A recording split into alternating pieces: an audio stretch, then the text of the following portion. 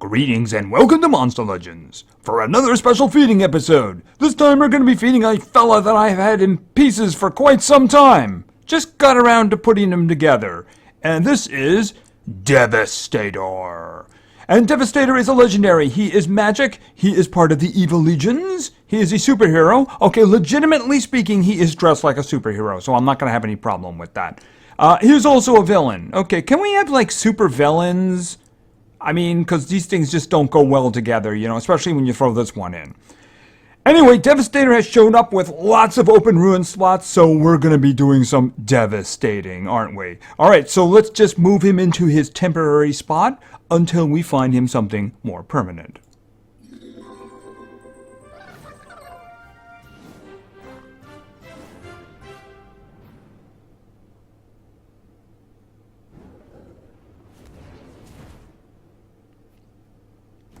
Okay, and Devastator had count 'em, three evolutions, so he's a little bit on the older side, but not too old. So let's see what he's got.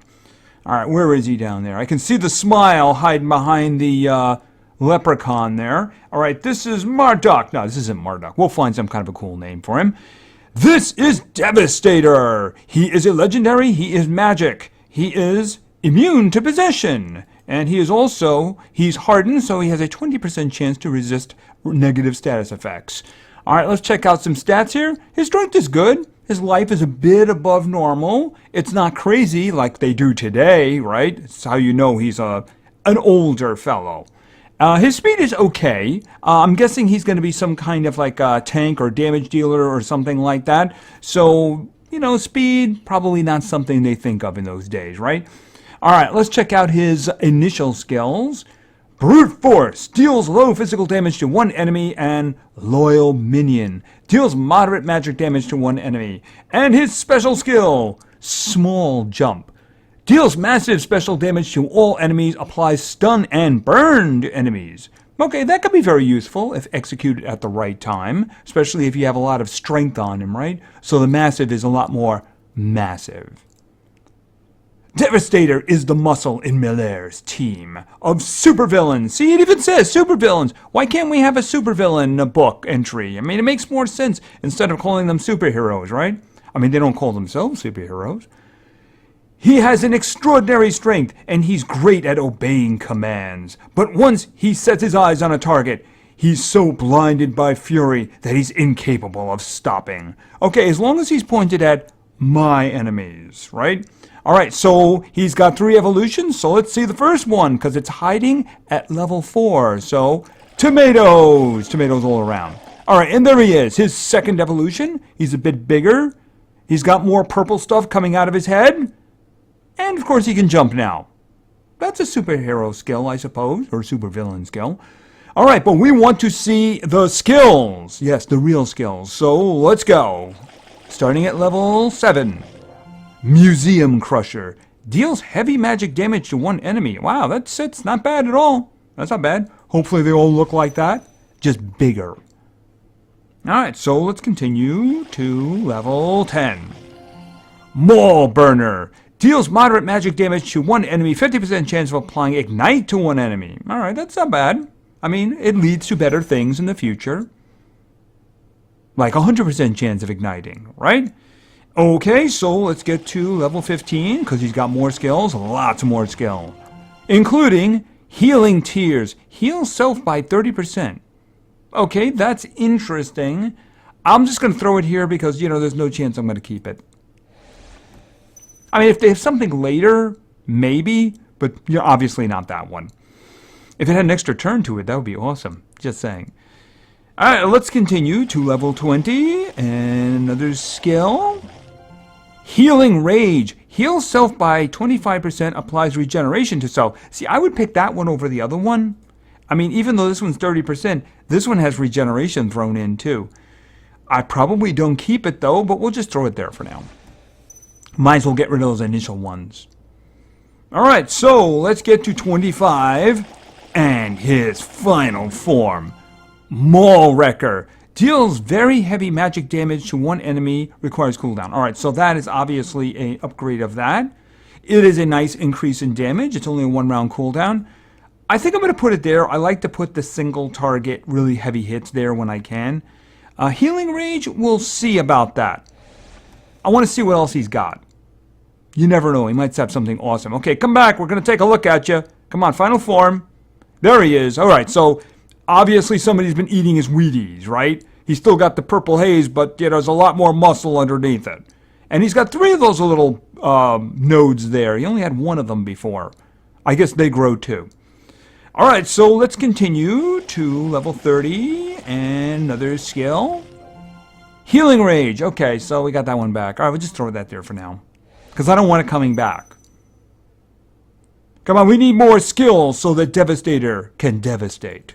So let's continue to level 35. Hospital Burner. Deals moderate magic damage to all enemies, applies Ignite to all enemies. All right, so that's not a bad starter right there. I'll throw that there. I'll worry about the healing one after we see everything else to see if I actually want to keep it. There might be a better one coming up, right? All right, so let's get to level 40. You figure he's got 2 more skills at least. Beast Triggered. Removes all negative status effects from itself. Applies regeneration and damage boost to itself. Yeah, if I was going to keep one, it would probably be something like that. So I'm going to throw that at the end. All right, so let's continue. At least 1 more. We did get a repeat in there, so Healing Rage. No. I kind of like the other one there. All right, so like I said, at least 1 new one. It might be another one hiding in there. School Destroyer.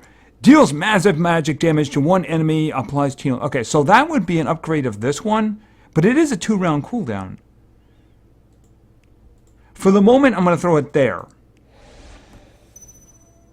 So we're going to have to see if there is another one. There might be. We did get some repeats in there. We might have to go to change skills to see, but let's just see whether or not the next 2 groups of 5 give us something we didn't see. No, I saw that one already. And finally, this one here maybe? Station Burner. Deals heavy magic damage to 1 enemy, applies Ignite to 1 enemy. Okay, it's all magic damage, though. That's the thing about it is. All right, that one actually does more damage. That one does a lot of damage. All right, I think that we take out Mole Wrecker and put in Station Burner. Because the thing about it is also a magic hit, but this one ignites. And this one is bigger than Mole Burner, right? And it's a 2-round cooldown. So I want to keep that one, I suppose. What do we got here? 3-round cooldown. That's a 1, and I'm putting another 1 in its place. That's a 2, and that's a 2. He shouldn't really have that much of a problem. I mean, he can use this one again when I put it in.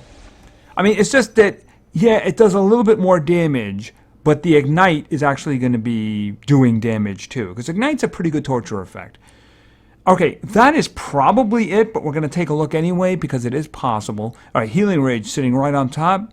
And then we got Mole Wrecker. Wasn't there one? Yeah, Museum Crusher. Yeah, because that's a 0 cooldown right there. But I don't see getting rid of the other ones. Obviously, I'm not getting rid of this one, right? It's a group attack, it's magic, and it ignites everybody, right? So that one we're not getting rid of. This one is a single target, but it's a 1-round cooldown, and it also does ignite, which isn't so bad. Okay, and then we have this one, which is his single biggest hit. It is a 2-round cooldown, but it shouldn't be a problem in the grand scheme.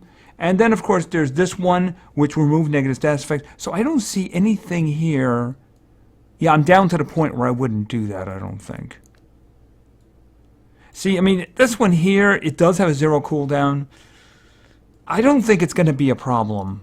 I mean, if he gets his cooldowns activated, he's going to have to charge for 1 round. Then he'll have that attack. Then he'll have a choice. Then he'll have to be able to do a 2-round attack afterwards. So it's just basically 1 round. He's not going to be able to do anything in that situation, right? Only when his cooldowns get activated, right? Okay, all right. So I think we got our skills. All right. So when he comes back, thank you. Let's take a look at his skills here. Actually, his stats, right? All right, his strength is okay. His strength is definitely not so bad at all. It's definitely not, it's not over 2,300, but it's pretty good. It's pretty good. His speed is okay. You know, obviously he's not a speed demon. He does have a buff that he does, a self buff that also cleans stuff off, and it gives him a bit of a damage boost too. It would be nice if he could do that one quickly. It'd be really nice if it was an extra turner, but yeah, that'd probably be a little bit overpowered considering it has removing negative status effects and also regeneration in it in addition to the other one. But and his life is okay. I mean, you would think that given what he looks like, he'd probably be a bit more meaty. I mean, certainly these days, the monsters we're getting who look very thin and wiry are coming up with lives about, 15,000, 16,000, which is a little weird. They seem to be leaning more on life these days. So there's going to be a difference between the newer ones and the older ones, right? All right, so, I mean, he looks good, so let's just check out some skills here. Let's go back to the beginning and look at all of them. All right, here we have Hospital Burner. Deals moderate magic damage to all enemies, applies Ignite to all enemies. All right, so Ignite is the torture effect that he has. It's the only torture effect he has, but it's not bad. It lasts 2 turns, but it does good damage while it's going. There's also less individuals who are immune to it as opposed to burning, which is a very old one, right? I mean, there are those who are immune to Ignite, and somebody might just resist it outright, right? Like him, he has hardening, but these days you don't even need to have that. It can just be resisted. But I mean, it's a good torture effect. It's a good hit. It's high moderate damage. He's got a decent strength. You're going to put strength on him too, so, this will hurt. This will hurt. And speaking of hurting, then we have this one, which is more or less the single target version of Hospital Burner. We have Station Burner, deals heavy magic damage to one enemy, applies Ignite to one enemy. All right, it's a good hit. It's a 1-round cooldown. And if anybody did happen to resist the ignition, well, you got a chance to put it on them again, so that's a good thing, right? I mean, it only lasts for 2 turns, so if you hit him with it again, he's going to get more. So that's good. And here we have School Destroyer. I notice he's into Devastation. I guess it's in the name. And we have this one, which is his single target best hit in terms of damage, right? School Destroyer deals massive magic damage to one enemy, right? Big old damage. It's got a 2-round cooldown. That's not so bad. It does a lot of damage, though, especially considering, like I said, his strength and, of course, the fact you're probably going to put damage runes on him, right? Strength. And then we have this one, Beast Triggered. Removes all negative status effects from itself, applies regeneration and damage boost to itself. And this was at 2-round cooldown.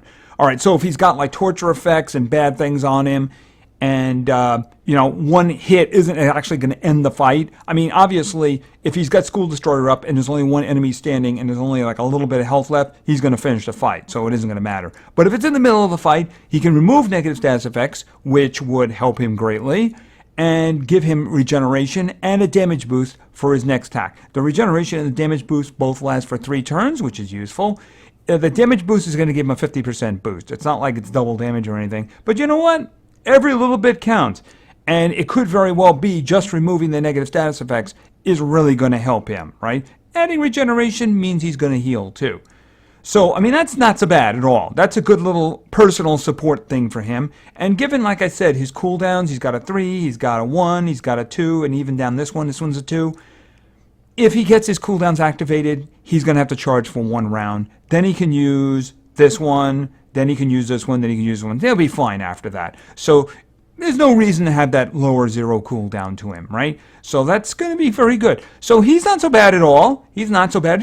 He's not like, amazing, this is incredible. But he's okay. He'll do the job. We're going to do a testing video. He's going to get thrown in there. It's your lucky day.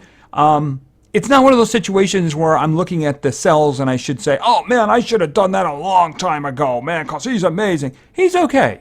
It could very well be in a situation where having the immunity to possession could be very useful. If you're like looking for an extra person in a fight and the denial on the other side, he's got possession, well, you could throw him in and he's going to be immune to it. So that could make him useful in certain situations. The hardening can also be good too, but immune to possession, that can be very useful for somebody who's not already like denial or doing it themselves. If you can have like a kind of a damage dealer who's got that, that could be very useful.